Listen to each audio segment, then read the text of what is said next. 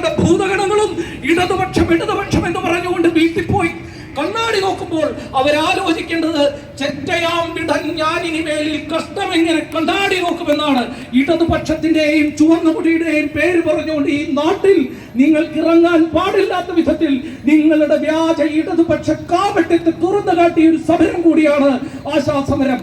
അതുകൊണ്ട് തന്നെ ഈ സമരം കേരളത്തിന്റെ ചരിത്രത്തിൽ ഉണ്ടാക്കുന്ന മാറ്റം എന്ന് പറയുന്നത് അത് കേരളത്തിന്റെ തെരുവുകളിൽ തൊഴിലാളി വർഗ രാഷ്ട്രീയത്തെ, സ്ത്രീ വിമോചന രാഷ്ട്രീയത്തെ, ജനാധിപത്യത്തിന്റെ സംവാദ ഭൂമികകളെ തിരിച്ചു പിടിച്ചു എന്നാണ്. നമ്മുടെ ഇടയിൽ നിന്നും ഫാഷിസ്റ്റുകളും ഈ സമഗ്രാധിപത്യ ഭരണാധികാരികളും ദുരധികാരികളും മോഷ്ടിക്കാൻ ശ്രമിക്കുന്നത് ജനാധിപത്യത്തെയാണ്.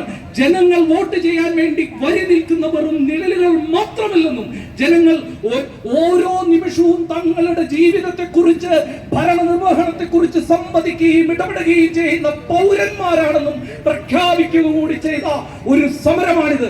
ഈ സർക്കാരിന് പൗരന്മാരെയും അവരുടെ ജനാധിപത്യ ബോധത്തെയും ഈ സർക്കാരിന് അഭിസംബോധന ചെയ്യാനാകില്ല. അവരഭിസംബോധന ചെയ്യുന്നത് പൗരപ്രമുഖന്മാരെ മാത്രമാണ്. പൗരന്മാരെയുള്ളൂ, പൗരപ്രമുഖന്മാരില്ല എന്ന് പറഞ്ഞാണ് നിങ്ങൾ അലവലാദികൾ എന്ന് വിളിച്ച മനുഷ്യർ, നിങ്ങൾ തെണ്ടികൾ എന്ന് വിളിച്ച മനുഷ്യർ ഈ ലോകത്തെമ്പാടും വിപ്ലവങ്ങളും സമരങ്ങളും ചെയ്തിട്ടുള്ളത്. ആ സമരത്തെ എല്ലാം പുച്ഛിച്ചുകൊണ്ടാണ് നിങ്ങൾ നിങ്ങളുടെ നവകേരള രഥയാത്രകളിൽ പൗരപ്രമുഖന്മാർക്കൊപ്പം പ്രാതൽ കഴിച്ചത്. നിങ്ങളുടെ പൗരപ്രമുഖ പ്രാതലുകളിൽ വന്ന് ഭിക്ഷയാചിക്കുകയല്ല ഞങ്ങൾ ചെയ്യുന്നത്.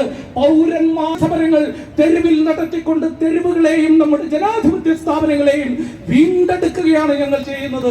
ഈ കേരളീയ സമൂഹം അക്കാര്യത്തിൽ ഈ തൊഴിലാളികളോട് കടപ്പെട്ടിരിക്കും. കേരളത്തിന്റെ ആധുനിക ചരിത്രത്തിൽ നിന്നും ആധുനിക ജനാധിപത്യ കേരളത്തെ ജനാധിപത്യത്തിൽ നിന്നും അത് മോഷ്ടിക്കാൻ ശ്രമിച്ച ദുരധികാരികളോട് അംഗം വെട്ടിക്കൊണ്ടും മുദ്രാവാക്യം വിളിച്ചുകൊണ്ടും കേരളത്തിന്റെ തെരുവുകളിൽ ജനാധിപത്യത്തെ സംവാദ വിഷയമാക്കിയതിന് കേരളം ആശാ തൊഴിലാളികളോട് കടപ്പെട്ടിരിക്കുന്നു. ഇന്നല്ലെങ്കിൽ നാളെ നിങ്ങൾ അലവലാദികൾ എന്ന് വിളിച്ച, നിങ്ങൾ തെണ്ടികൾ എന്ന് വിളിച്ച പട്ടിണിക്കാരുടെയും പാവപ്പെട്ടവരുടെയും സമരം വിജയിക്കുക തന്നെ ചെയ്യുമെന്നും അതിന്റെ മുമ്പിൽ ആശാ തൊഴിലാളികളുടെ സമരത്തിന്റെ മുദ്രാവാക്യങ്ങളും കൊടികളും ഉയർന്നു നിൽക്കുമെന്നും ഒരിക്കൽ കൂടി പറഞ്ഞുകൊണ്ട് അതിന്റെ മുൻനിരയിൽ നിന്ന എല്ലാ തൊഴിലാളികളെയും, ഇന്നലെ വരെ ഒരു സമരത്തിൽ പോലും പങ്കെടുക്കാത്ത, ഇന്നലെ വരെ നേതൃത്വങ്ങളിലേക്ക് എത്താത്ത മനുഷ്യരെ നിങ്ങൾ തൊഴിലാളികൾക്ക് രാഷ്ട്രീയത്തിന്റെ നേതാക്കളാക്കി മാറ്റി എന്നുകൂടി പറയേണ്ടതുണ്ട്. സമരങ്ങളാണ് പാഠശാലകൾ, ജനാധിപത്യ സമൂഹത്തിന്റെ സമരങ്ങളാണ് പാഠശാലകൾ.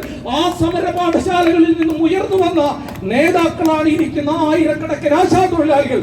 അവരെ ഒരിക്കൽ കൂടി അഭിവാദ്യം ചെയ്തുകൊണ്ട് നിർത്തുന്നു. വിപ്ലവാധികാരി.